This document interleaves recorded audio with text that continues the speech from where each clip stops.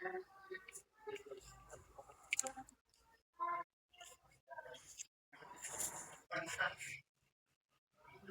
हिंद सभी को, स्वागत है आपका हमारे YouTube चैनल पर। हमारे YouTube चैनल का नाम है सस्मोदय सर और डेली वीडियो देखने के लिए हमारे YouTube चैनल को सब्सक्राइब कर लेना ताकि डेली वीडियो आपको मिलता रहे। तो कक्षा 11वीं जीव विज्ञान चल रहा था, ठीक है। कक्षा 11वीं जीव विज्ञान अध्याय 2 जीव जगत का वर्गीकरण चल रहा है, ठीक है। इससे पहले मैंने आपको बैक्टीरिया यानी जीवाणु में लैंगिक जनन और अलैंगिक जनन पढ़ा दिया था, है ना। और इसमें अलैंगिक जनन चल रहा था कि बैक्टीरिया में अलैंगिक जनन कितने प्रकार का होता है। तो मैंने आपको ये भी बता दिया है कि अलैंगिक जनन 4 प्रकार का था, ठीक है। कौन कौन सा था? मुकुलन, द्विखंडन, है ना, और कोनिडिया। तो ये मैंने आपको सारा की सारा पढ़ा दिया है। यदि आप मेरा वीडियो पहली बार देख रहे हो तो इससे पहले जो वीडियो अपलोड करा था वो वाला वीडियो जाके देख लेना, तो आपकी ये वाला वीडियो आपको अच्छे से समझ में आए, ठीक है। चलो हम स्टार्ट करते हैं। कक्षा 11वीं जीव विज्ञान अध्याय 2 जीव जगत का वर्गीकरण चल रहा था। इससे पहले मैंने आपको जीवाणु के बारे में अच्छी तरह समझा दिया था, लेकिन कुछ बीच में ग्राम पॉजिटिव बैक्टीरिया और ग्राम नेगेटिव बैक्टीरिया चल रहा था। तो ये क्या होता है पहले आप ये समझ लो, है ना।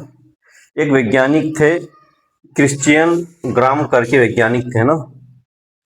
तो आप ये समझ लो कि ग्राम पॉजिटिव बैक्टीरिया क्या होता है और ग्राम नेगेटिव बैक्टीरिया क्या होता है। हमने ऐसा क्यों कहा था? तो देखो, एक वैज्ञानिक थे, वैज्ञानिक का नाम था क्रिश्चियन, है ना, क्रिश्चियन ग्राम, है ना। तो इसका ही नाम था ग्राम, इसलिए तो ग्राम बैक्टीरिया, ग्राम पॉजिटिव बैक्टीरिया और ग्राम नेगेटिव बैक्टीरिया इसलिए कहते थे क्योंकि इस वैज्ञानिक का नाम ही था, है ना, क्रिश्चियन ग्राम वैज्ञानिक। लिख देता हूं वैज्ञानिक, ठीक है। तो इसने क्या करा था कि दो प्रकार के बैक्टीरिया को लिया था, एक ग्राम पॉजिटिव और ग्राम नेगेटिव वाले बैक्टीरिया को लिया था। और इसने क्या करा था कि दो ऐसे कुछ बिकर लिया था, यानी बर्तन लिए थे इस टाइप से, और इसमें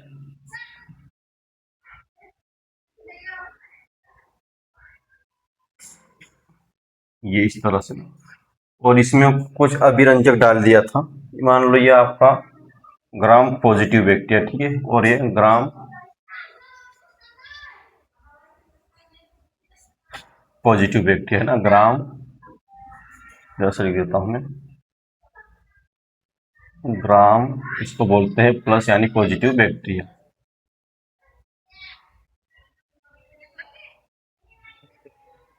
ठीक। और इधर क्या लिया था? Gram negative. ग्राम इसलिए बोल रहे क्योंकि वैज्ञानिक का नाम ही था Gram, Christian Gram. Gram negative bacteria, negative क्यों? क्योंकि माइनस का चिन्ह पे, तो पॉजिटिव का मतलब होता है और नेगेटिव का मतलब होता है कि नहीं है ना। तो इसने दो अभिरंजक लिया था।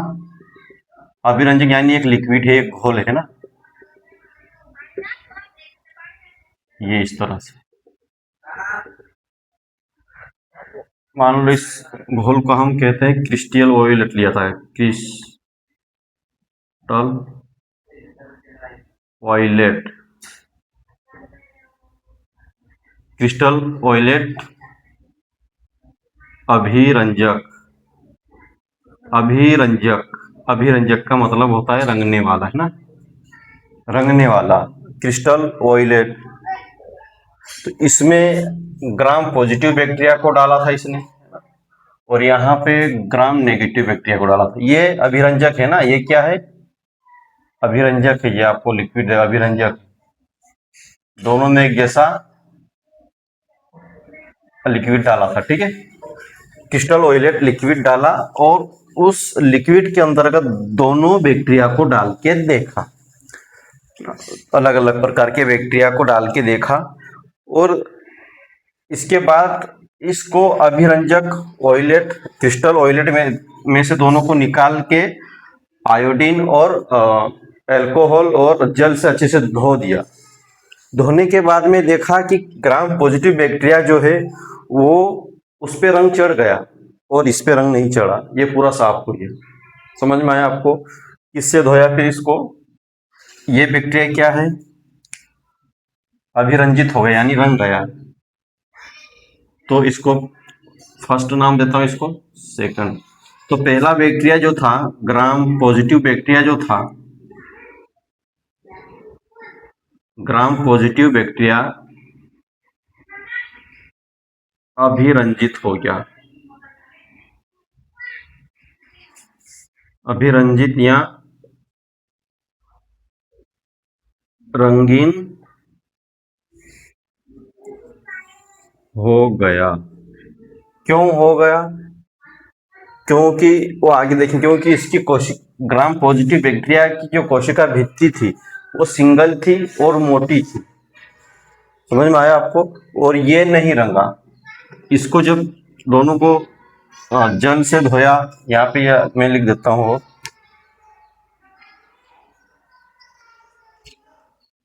किससे धोया? आयोडीन प्लस जल एवं अल्कोहल से दोनों को धोया। ठीक है, दोनों को धोया। किससे धोया? अभिरंजक दोनों डाला था, दोनों बीकर में डाला, और ग्राम पॉजिटिव बैक्टीरिया को भी निकाल के धोया और ग्राम नेगेटिव बैक्टीरिया को निकाल के धोया, जल एवं अल्कोहल से धोया। तो क्या हुआ कि ये जो ग्राम पॉजिटिव बैक्टीरिया जो था वो नहीं साफ हुआ, यानी अभिरंजित या रंगीन हो गया, है ना? क्योंकि यहाँ पे अभिरंजक क्या, एक रंगीन लिक्विड है, रंगीन पदार्थ डाला था रंगने के लिए, तो ये क्या हो गया, एक रंगीन निकल आया धोने पर भी। और ये क्या है?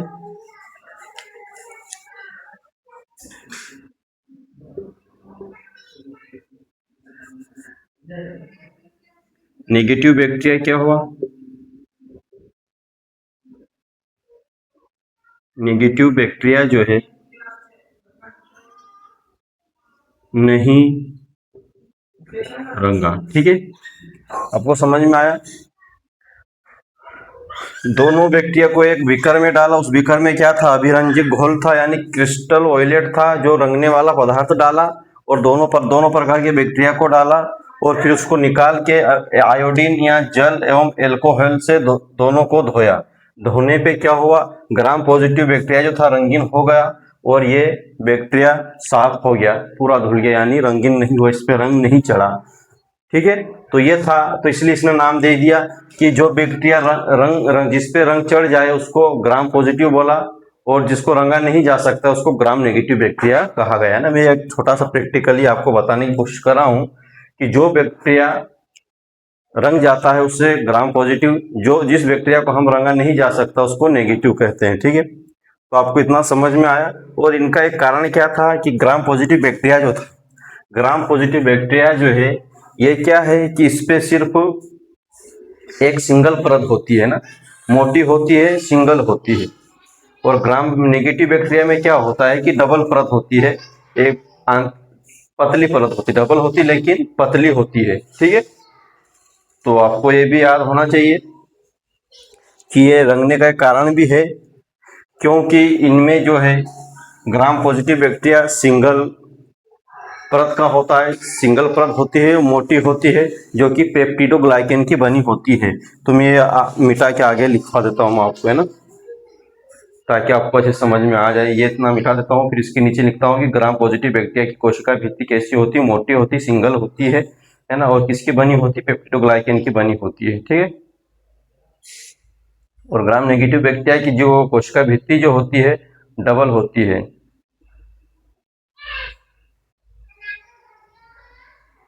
चलो ये मिटा देता हूँ।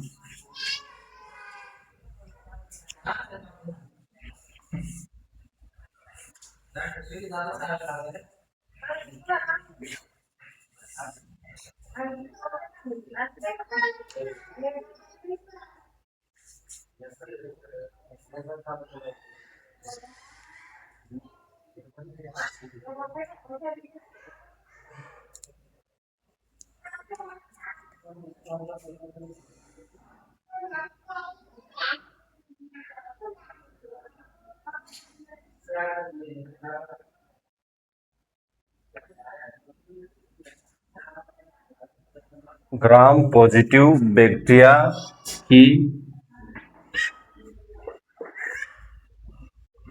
कोशिका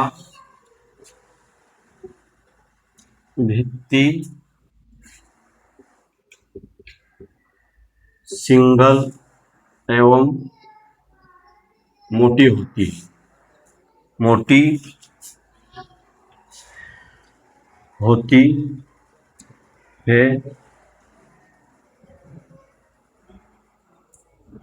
इनकी कोशिका भित्ति पेप्टिडोग्लाइकेन की बनी होती है ना, पेप्टिडोग्लाइकेन की बनी होती है। ठीक है, इसे बैक्टीरिया है।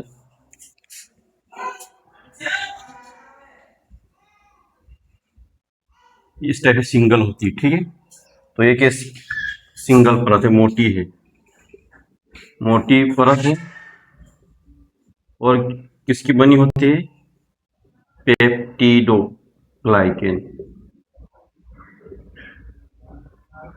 परत। ठीक है, सिंगल होती लेकिन मोटी होती है, इसी कारण इस पर रंग चढ़ जाता है ना, क्योंकि मोटी होती है, कठोर होती है।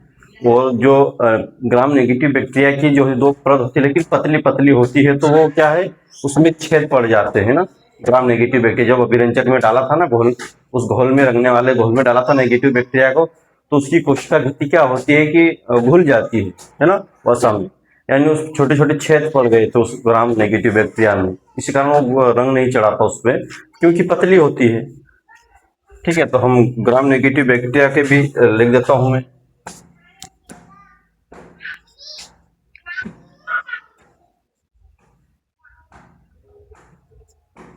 ग्राम नेगेटिव बैक्टीरिया की कोशिका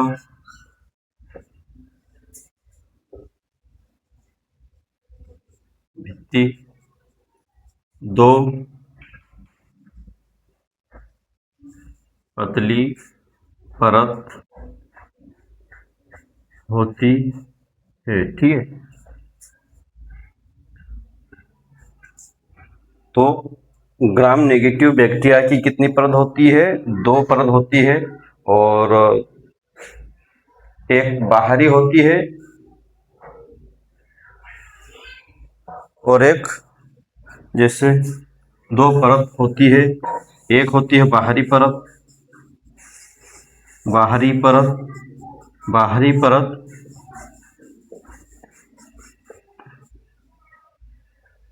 ग्लाइकोलिपोप्रोटीन की बनी होती है ना, ग्लाइकोलिपोप्रोटीन की बनी होती है। किसकी बनी होती है? सॉरी, लिपोपॉलीसेकेराइड की बनी होती है। लिपोपॉलीसेकेराइड, ये बाहरी परत किसकी बनी होती है? ग्राम नेगेटिव बैक्टीरिया की बाहरी परत लिपोपॉलीसेकेराइड की बनी होती है। ठीक है, और आंतरिक परत किसकी बनी होती है? आंतरिक परत ग्लाइकोप्रोटीन की बनी होती है। ठीक है, पेप्टिडोग्लाइकेन की बनी होती है, पेप्टिडोग्लाइकेन की बनी होती है। ठीक है, तो ये है आपका ग्राम पॉजिटिव बैक्टीरिया क्या होता है, नेगेटिव क्या होता है, मैंने आपको बता दिया है। ठीक है, पेप्टिडोग्लाइकन की आंतरिक परत होती है। तो ये आपको समझ में आ गया होगा कि ग्राम पॉजिटिव बैक्टीरिया क्या होता है, नेगेटिव क्या होता है। मैं आपको एक अच्छे से फिर एक जीवाणु का चित्र एक बार और बना देता हूँ कि उसमें क्या क्या पाया जाता है ना। लास्ट बार में आप समझ लो कि क्या है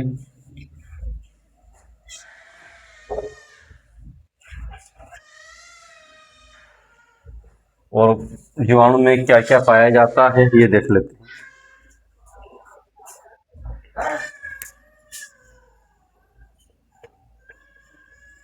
बैक्टीरिया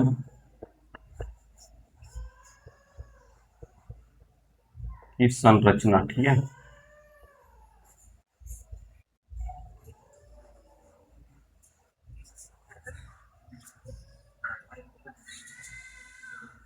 यहाँ से बना देता हूँ।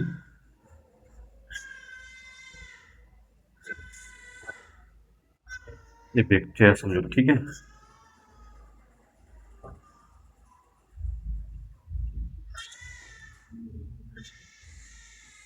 ये बैक्टीरिया है समझो।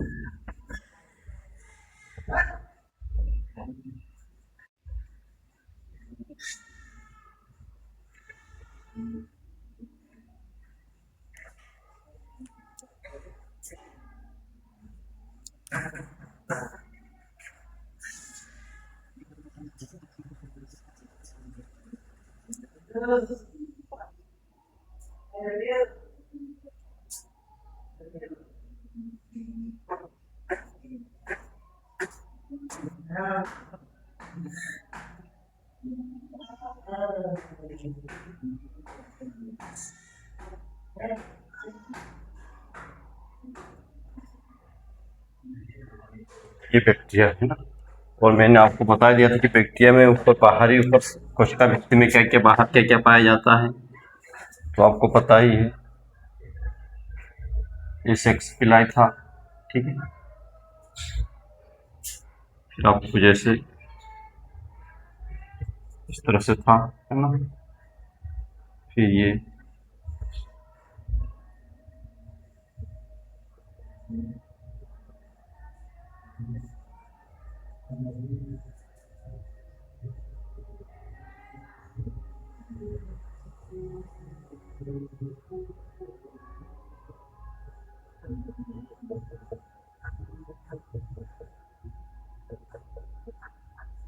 एक बैक्टीरिया है।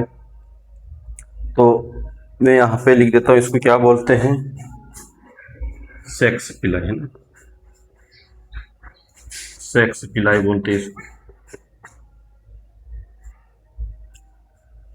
इसको बोलते हैं फिमरी, ये जो बारीक बारीक रेशे दिख रहे हैं ना, फिमरी बोलते हैं।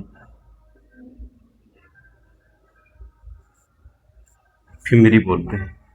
और ये आपको ये दिखाई दे रहे हैं, इसको बोलते हैं ये फ्लैजेला। क्या बोलते हैं, फ्लैजेला, ठीक है। और यहाँ पे आपको कुछ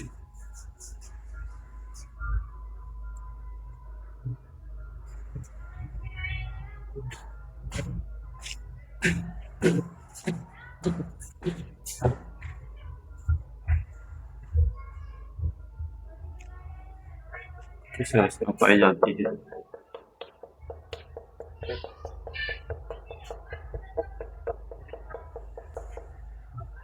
ठीक है, ये फ्लैजेला हो गया, ये फिमरी, सेक्स पिलाई। और ये मैंने जो लाल पेन से कोशिका भित्ति बनाई, कोशिका भित्ति के ऊपर, इसको बोलते हैं कैप्सूल। कैप्सूल बोलते हैं। और ये ब्लैक वाली जो लाइनिंग बनाई है, इसको बोलते हैं कोशिका भित्ति। कोशिका भित्ति, ठीक है। और ये जो आपको मैंने ये नीली पेन से आपको दिख रही है, ये है कोशिका झिल्ली।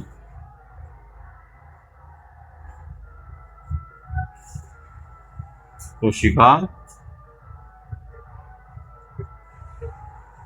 झिल्ली, ठीक है।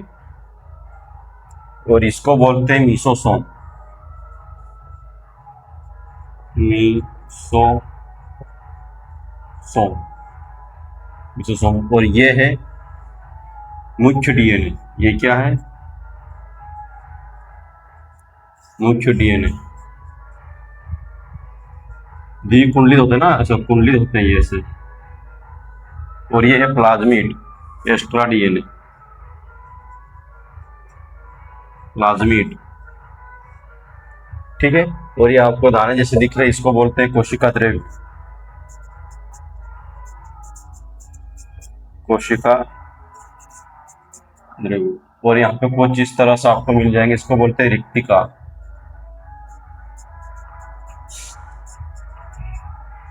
तो ये आपको एक जीवाणु का चित्र आपका बन गया है। तो इनका काम क्या है, मैं काम भी लिख देता हूँ साइड में कोष्टक में। इसका काम क्या है? प्रजनन के लिए ना, सेक्स पिलाई, यानी मैंने आपको बताया था कि ये सेक्स पिलाई जो है ये दूसरे बैक्टीरिया के अंतर्गत घुस जाता है। इस तो मान लो दूसरा बैक्टीरिया है, इसका ये अंदर घुस जाता है और ये अपना ये एक्स्ट्रा डीएनए इसके अंतर्गत छोड़ देता है और नए बैक्टीरिया का निर्माण हो जाता है ना, ये मैंने आपको पढ़ाया था। तो इसका क्या काम है प्रजनन में ना, प्रजनन में सहायक, ठीक है, ये सेक्स पिलाई का काम। और फिमरी का क्या काम है? फिमरी का काम है चिपकना, चिपकाना है ना, चिपकाना यानी ये बैक्टीरिया जो है किसी चीज पे चिपक जाता है, किसकी सहायता से? फिमरी की सहायता से, ठीक है। और फ्लैजेला का क्या काम है? फ्लैजेला का काम क्या है? गति देना है ना, गति में सहायक, ठीक है। कौन गति में सहायक? फ्लैजेला। प्लाज्मिड का क्या काम है? जीव निर्माण में। प्लाज्मिड जीव निर्माण कर रहा है, देखो यहाँ से डीएनए जो दूसरे जीव में गया तो ये क्या जीव का निर्माण होता है, जीव निर्माण में, जीव निर्माण में, ठीक है।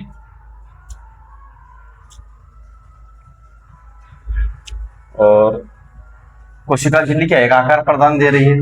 कोशिका भित्ति का काम क्या है? ये पूरा आकार, निश्चित आकार प्रदान करता है ना। कोशिका भित्ति, कोशिका भित्ति किसकी बनी होती है? पेप्टिडोग्लाइकेन,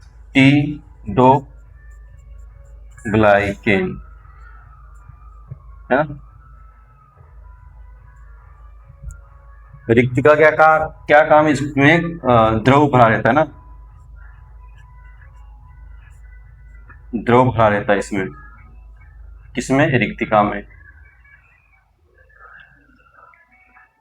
राइबोसोम, ये क्या है? राइबोसोम, आपको मैंने बताया ये क्या है? राइबोसोम, ये क्या है? राइबोसोम। कितने प्रकार का राइबोसोम आया था? 70 प्रकार का राइबोसोम है। मिसोसोम का क्या है? शोषण में सहायक होता है, शोषण यानी शोषण में सहायक है ना। और द्विखंडन में सहायक है, वहाँ द्विखंडन में सहायक, ठीक है। मिसोसोम, ये मिसोसोम क्या है कि कोशिका झिल्ली अंदर की ओर धंस जाती है और एक मिसोसोम का निर्माण करता है। मिसोसोम शोषण का कार्य करता है, माइटोकॉन्ड्रिया की तरह काम करता है जीवाणु में। जैसे माइटोकॉन्ड्रिया कैसे हमारे मनुष्य में काम करता है ना ऊर्जा निर्माण में, वैसा ही मिसोसोम इस बैक्टीरिया में काम करता है, शोषण व द्विखंडन में सहायक होता है, ठीक है। तो आपको कोशिका द्रव्य क्या है? इनको सूखने से बचाता है। तो ये एक बैक्टीरिया का छोटा सा एक रूप था, आप देख लो। नाम भी मैंने नामांकित चित्र बनाया हूं, है ना, देख लेना अच्छे से, ठीक है।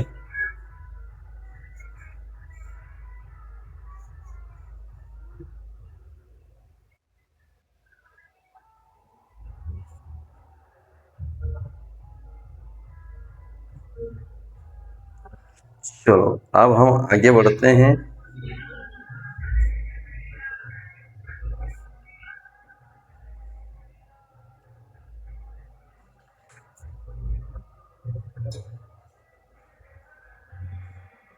इसको मिटा देते हैं।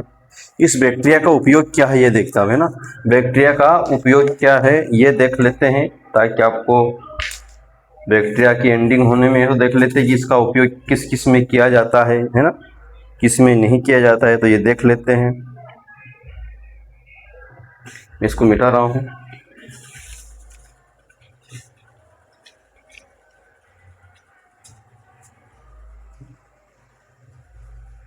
और बैक्टीरिया में एक चीज़ और पाया जाता है, मैं यहाँ पे लिखा क्लोरोफिल भी पाया जाता है इसमें ना, कुछ इस टाइप से क्लोरोफिल भी पाया जाता है, क्लोरोफिल।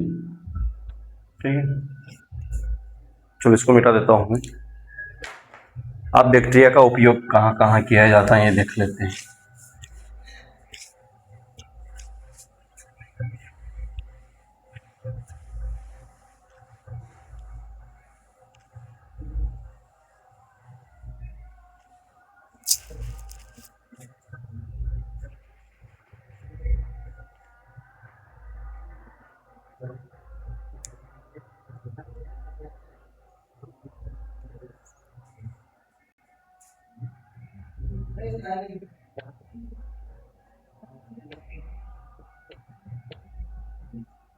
बैक्टीरिया या जीवाणु का उपयोग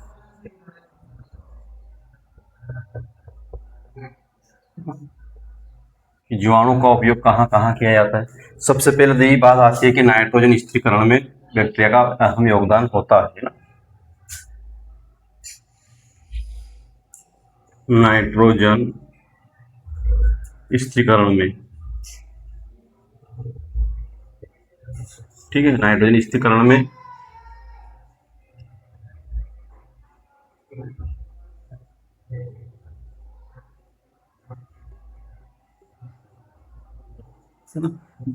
जैसे एक दलहली पौधों में जैसे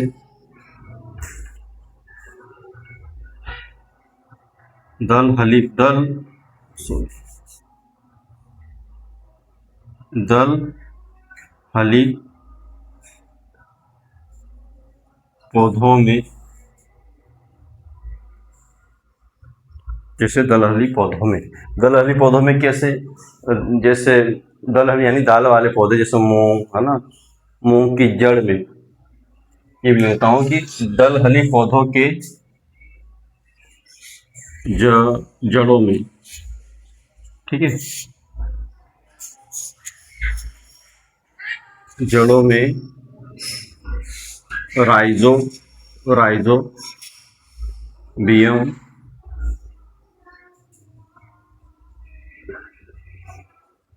बैक्टीरिया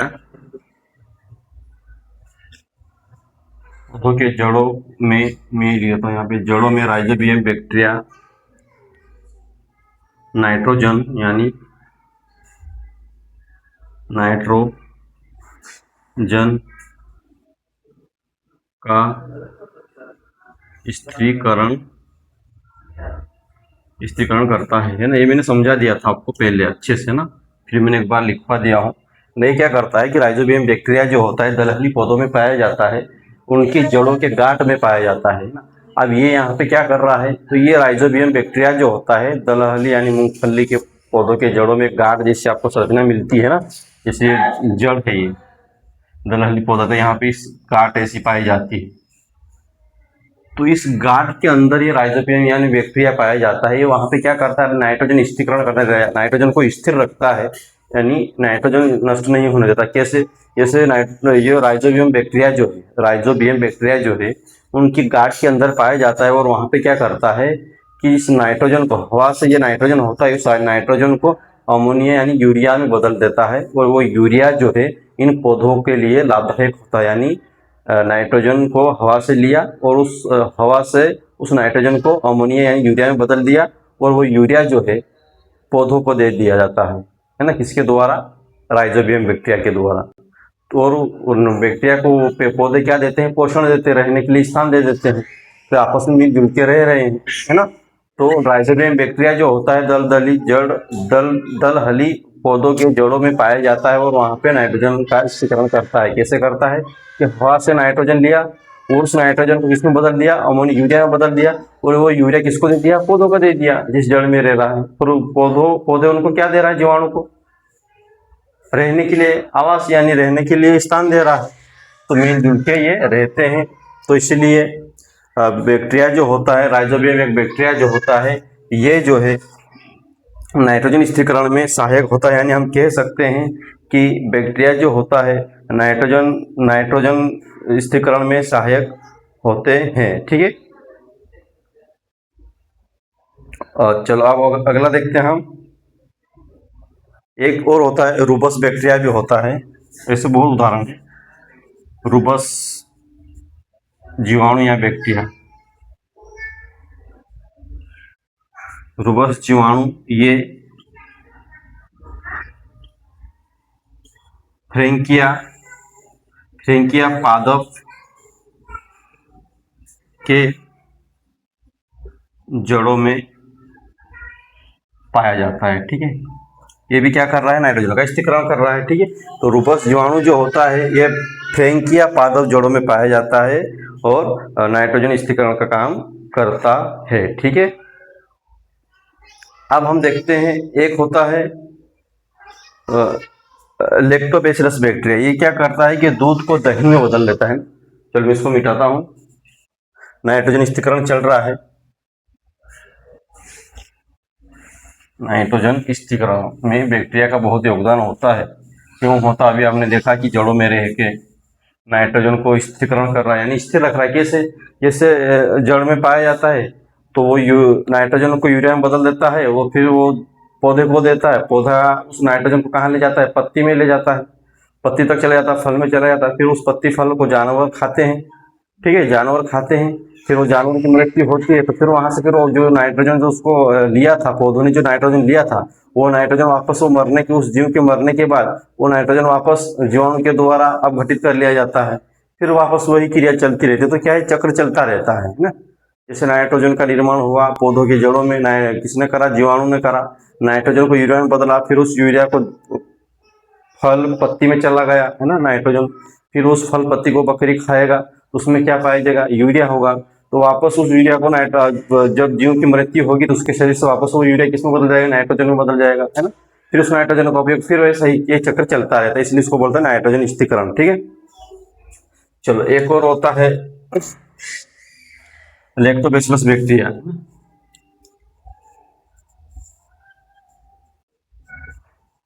लैक्टोबैसिलस लैक्टोबैसिलस बैक्टीरिया,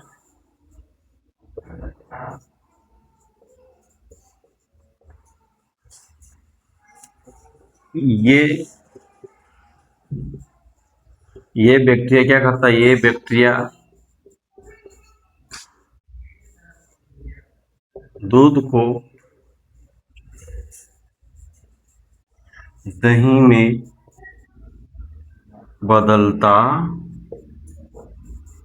है। ठीक है, लैक्टोबैसिलस बैक्टीरिया जो होता है, जो दूध से दही बनता है, तो किसके द्वारा बनता है, किसकी सहायता से बनता है, तो एक बैक्टीरिया होता है लैक्टोबैसिलस बैक्टीरिया। ये दूध को दही में अच्छे से बदल देता है ना। तो जीवाणु का उपयोग बहुत है और इसके हानिकारक भी चीज बहुत सारी है, वो भी देखेंगे, है ना। अभी तो हम यही देखते हैं।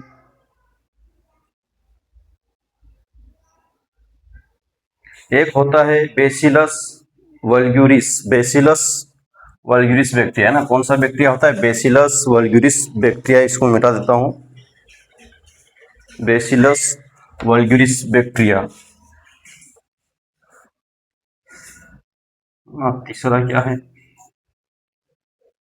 बेसिलस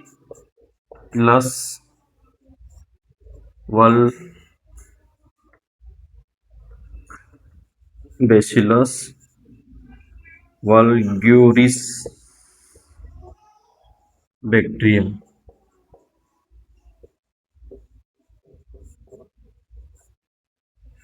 ये क्या करता है कि इसका काम क्या है कि पेड़ पौधे या जीव जंतु की मृत्यु के बाद ये क्या करता है कि उनकी साफ सफाई करता है, यानी उनको सड़ाने में सहायक होता है। कौन, बेसिलस वल्ग्यूरिस बैक्टीरिया, है ना।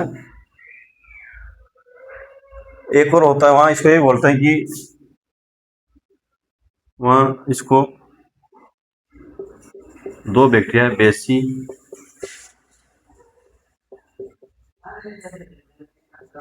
रोमोमस। ठीक है, ये दो बैक्टीरिया होते हैं। ये क्या करते हैं कि सड़ाने का काम करता है ना। रेमो कर लो, रेमो मस। रेमोमस बैक्टीरिया। कौन कौन से? बेसिलस वल्गरिस बैक्टीरिया, वहां बेसिलस रेमोमस बैक्टीरिया। ये क्या करता है कि जंतुओं पौधों की मृत्यु के बाद इनको सड़ाने अर्थात अपघटित अपघटित करता है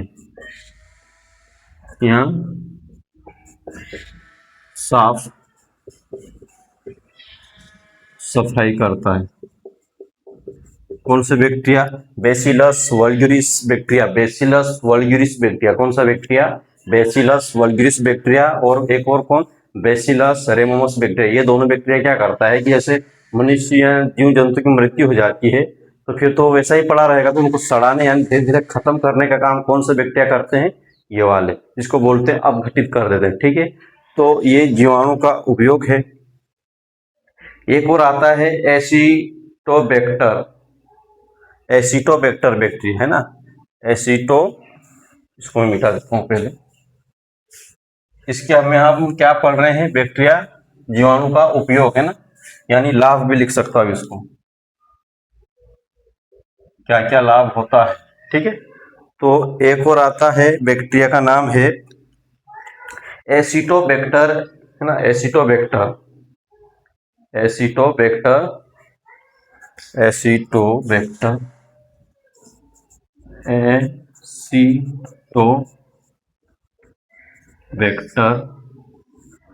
ठीक है, एसिटोबैक्टर बैक्टीरिया ये क्या करता है कि जैसे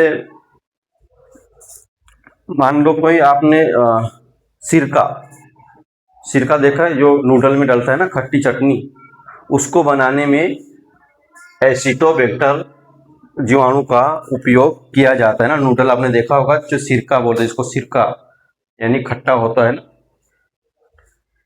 इसको एसोटाई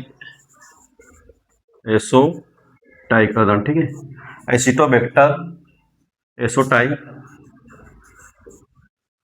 जीवाणु ये सिरका या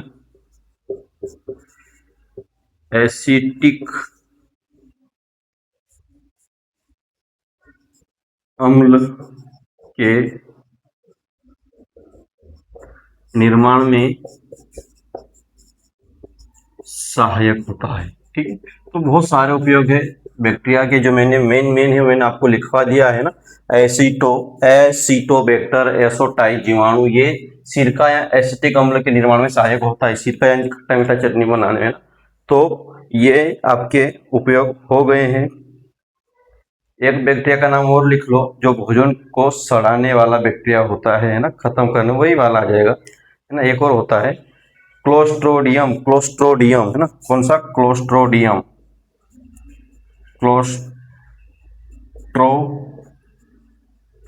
क्लोस्ट्रोडियम है ना, क्लोस्ट्रोडियम जीवाणु को हो या बैक्टीरिया, बाद एक ही थे। ये भोजन को सड़ाने में सहायक होता है। ये भोजन को सड़ा रहा, वो जीव जंतु को मृत्यु होने पे, है ना, वो एसिटोबैक्टर जीवाणु था, है ना, सॉरी ये सिरका में एसिटोबैक्टर, और ये क्लोस्ट्रोडियम जीवाणु ये क्या है? ये भोजन को सड़ाने में सहायक होता है। ठीक है, तो ये आपका उपयोग था। ठीक है, और बेसिलस वोल्गरिस बैक्टीरिया जो था वो जीव जंतु को सड़ाने में काम में आ रहा था, लेकिन भोजन को सड़ाने, यानी भोजन जो बासी हो जाता है उनको सड़ाने का काम कौन करता है? क्लोस्ट्रोडियम जीवाणु। ठीक है, तो ये आपके इतने उपयोग थे। ठीक है, इसके हानि भी बहुत है, तो उसको हम देखते हैं अभी। टाइम हो गया है ना, तो इसके इतने उपयोग है। ठीक है, बाकी क्या है कि ये बीमारी फैलाते, उसके हानिकारक है। तो बीमारी तो हमने पढ़ लिया है कि जीवाणु से बीमारियां होती है। ठीक है, तो मिलते हैं अगले वीडियो में, तब तक